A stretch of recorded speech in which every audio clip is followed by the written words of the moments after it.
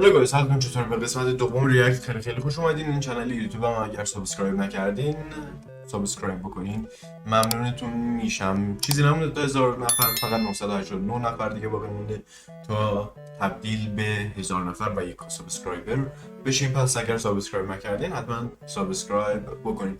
توی جلسه قبلی اومدیم یک همچین چیزی رو ساختیم در ریاکت. اینم اینجاها بود، این فایلا و فلان و اینا. یه چیزی رو بهتون بگم، اولین چیزی که ما نیاز داریم نصب این اکستنشنه Ep2 React Redux و فلان. کافی اینجا سرچ کنین ریاکت و براتون این اکستنشن میاد. حالا ما دو تا فایل داریم، یه دونه app.js یه دونه index.js که توی جلسه قبلی توضیح دادم دقیقاً چی میاد توی چی خونده میشه.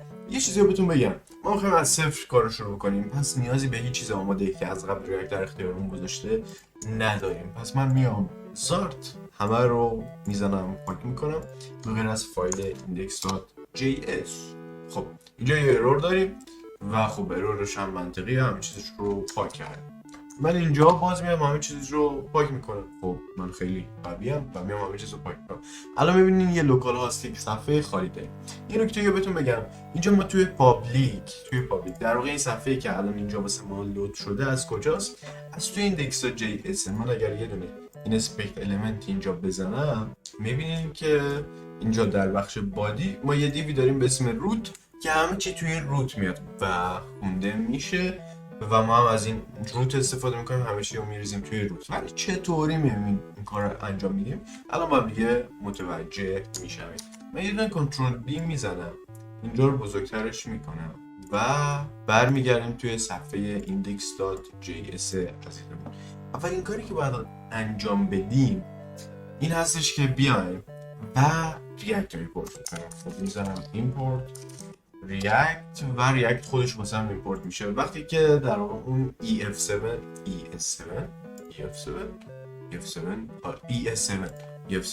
شما موتور پژو بود یا همچین چیزی نمیدونم، اگر شما میدونید توی کامنت ها واسه هم بنویسین.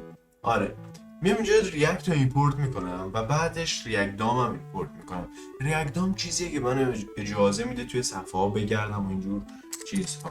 میام ایمپورت میکنم ریاکت در واقع دام رو اینجا زده باشم و فرام ریاکت. ولی یه چیزی رو اینجا دقت داشته باشین، زمانی که این واسهتون میاد به صورت دیفالت باید چند تا کار انجام بدین که از این حالت نادرستش خارج بشه. اینجا اومده گفته ریاکت اسلش دام اسلش چی؟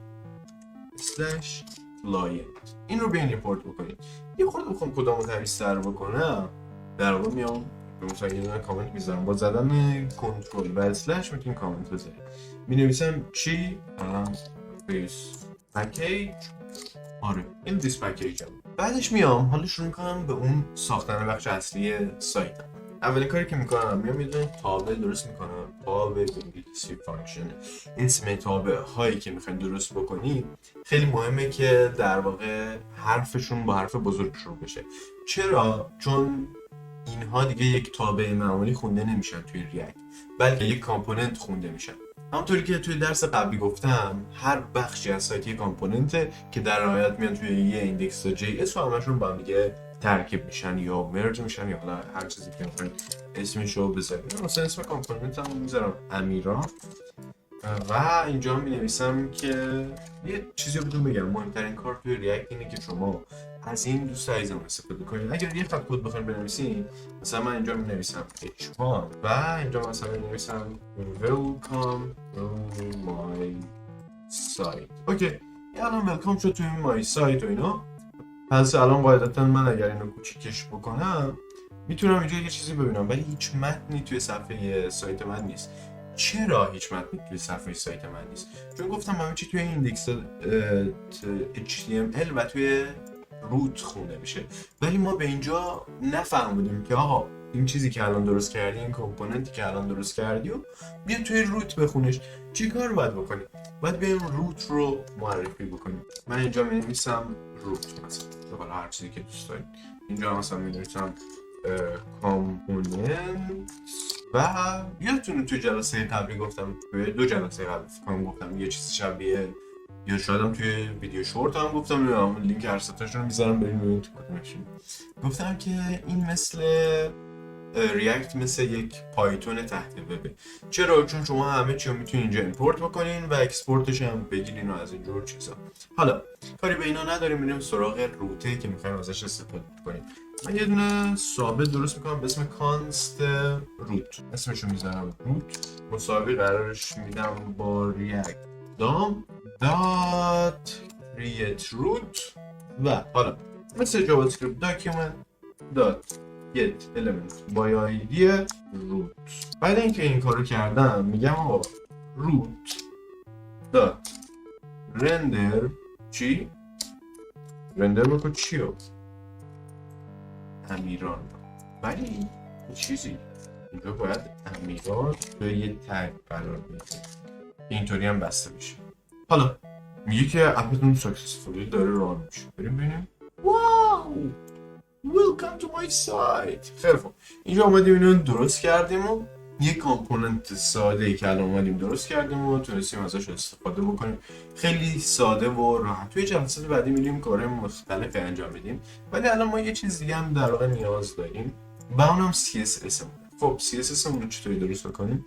بیام کافی اینجا من میام یه دونه فولدر درست میکنم به اسم ستاپ. خب وارد استاتیک میشم، یه دونه فولدر دیگه درست میکنم به اسم چرا فولدرش کنم اینا خودم من کافی اینجا کافی یه فایل درست میکنم به اسم Index.css. حالا خیلی هم کار سختی نداریم. اول میام CSS همو درست میکنم، مثلا میام بادیش چی باشه، بک‌گراند کالرش هشتگ CSS. برمیگردم اینجا پیش این دوستمون و کافیه بگم مثلا Import-Index.html-in-React، چون قطعا ما فایل دیگه هم داریم میگه که حالا فعلا نیازشون نداریم، ولی توی جلسات بعدی بهشون میگم آقا ایمپورت بکن from./static/index.css. تا اینجا یه دونه سمیکالون میذارم. بریم توی سایتمون. اینجا استایلمون هم اد شده و حالا میتونیم ازش استفاده بکنیم. اینم در عرض 8 دقیقه جلسه امروز. اگر باز هم سابسکرایب نکنید سابسکرایب بکنید برای ویدیوهای بعدی. ویدیو 8 دقیقه، 7 دقیقه، 6 دقیقه اینطوری هم میذاریم در خصوص آموزش ریاکت و البته آموزش خیلی سریعی که میتونید توی کانال یوتیوب هم ببینید. کد این پروژه هم میذارم توی دیسکریپشن که بتونید ازش استفاده بکنید. تا ویدیو بعدی بدرود.